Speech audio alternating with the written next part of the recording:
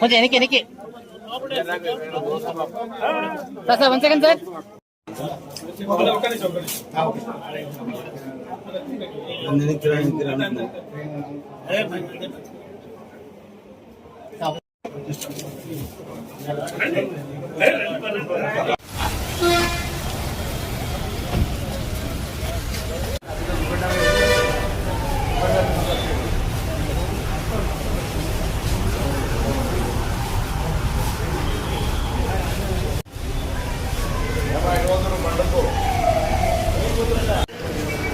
వయసు లెక్క ఇందిరా ఇది పట్టుకుందిరా కింద పడతా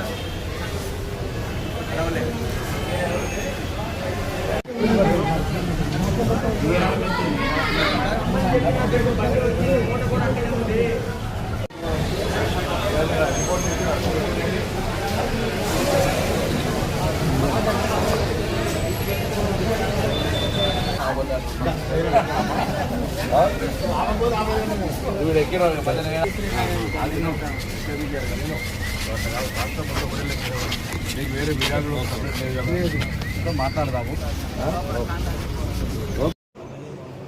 అర్బన్ డెవలప్మెంట్ మున్సిపల్ శాఖ మంత్రిగా పనిచేసినటువంటి కేటీ రామారావు గారికి ఆ శాఖ పట్ల అవగాహన ఉంది అని అనుకున్నా. నిన్నటి ప్రకటనతోటి మీద మంత్రి చేసిండు తప్ప లోపల ప్రజలకు సంబంధించిన అంశాలు కానీ విధానమైన నిర్ణయాల పట్ల అవగాహన లేదని స్పష్టమైంది నిన్నటి దాంతో.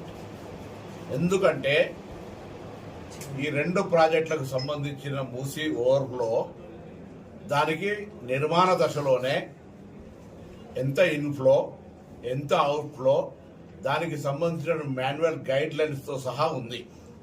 క్యాచ్మెంట్ ఏరియా వికారాబాద్ ఆ ప్రాంతంలో పడ్డ వర్షాలకు అనుగుణంగా గంటకు దాన్ని మానిటరింగ్ చేస్తూ నిల్వ వదిలిపెడతారు. అందుకు సంబంధించి ప్రభుత్వం తరఫున మొత్తం ప్రాపగండా చేసి మూసీని విడుదల చేయాల్సి వస్తుంది అని చెప్పిన తర్వాత అక్కడ ఉండబడేటువంటి ఆ పరివాహక ప్రాంత ప్రజలకు ఒక రాంగ్ ప్రాపగండా రాంగ్ విశ్వాసం కలగజేసి బీజేపీ టీఆర్ఎస్ పార్టీ మూసీ నిద్రల పేరు మీద చేసి వాళ్ళను అక్కడి నుంచి వరదొచ్చిన కదలకుండా చేసినటువంటి పరిస్థితులల్లా ఇబ్బంది ఏర్పడ్డది.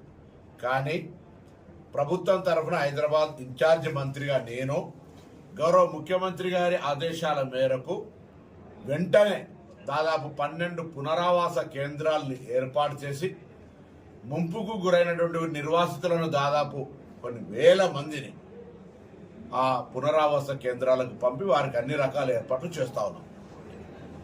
ఇప్పటికైనా మూసి బురద రాజకీయం మానుకొని అది ఇటువంటి వరదలు ఉపద్రవాలు వచ్చినప్పుడు, ఎందుకంటే భవిష్యత్తులో క్లౌడ్ బర్స్ట్లు ఇంకా వస్తాయని చెప్తున్నటువంటి పరిస్థితి.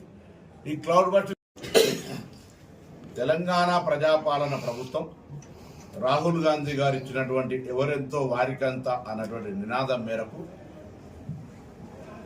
కుల సర్వే చేసి ప్రతి 150 ఇండ్లకు ఒకరు చొప్పున మనిషిని పెట్టి ప్రభుత్వ ఉద్యోగిని బాధ్యత గల ప్రభుత్వ ఉద్యోగి ద్వారా సమాచారం సేకరించి అదంతా కూడా క్యాబినెట్ సబ్ కమిటీ మీ జిల్లా వాసి పెద్దలు ఉత్తమ్ కుమార్ రెడ్డి గారి సబ్ కమిటీ చైర్మన్గా అందుకు సంబంధించినటువంటి అన్ని అంశాలను చర్చించి క్యాబినెట్ ముందు ఉంచి క్యాబినెట్ ఆమోదంతో సభలో ఉంచి అన్ని రాజకీయ పార్టీల ఆమోదంతో ఏకగ్రీవంగా బిల్లులు చేసి గవర్నర్ గారి ద్వారా రాష్ట్రపతికి పంపడం జరిగింది.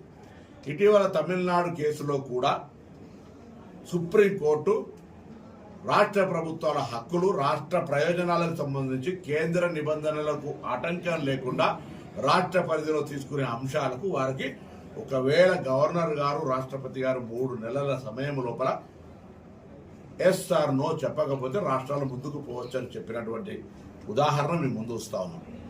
అంతేకాక నేను మీ ద్వారా తెలంగాణ యావత్ ప్రజానికానికి దయచేసి తెలంగాణ ప్రభుత్వం పక్షాన చెప్పదలుచుకున్నా, ఈ రిజర్వేషన్ల వల్ల గిరిజనులకు రాజ్యాంగబద్ధంగా వచ్చినటువంటి రిజర్వేషన్లకు డోకా లేదు.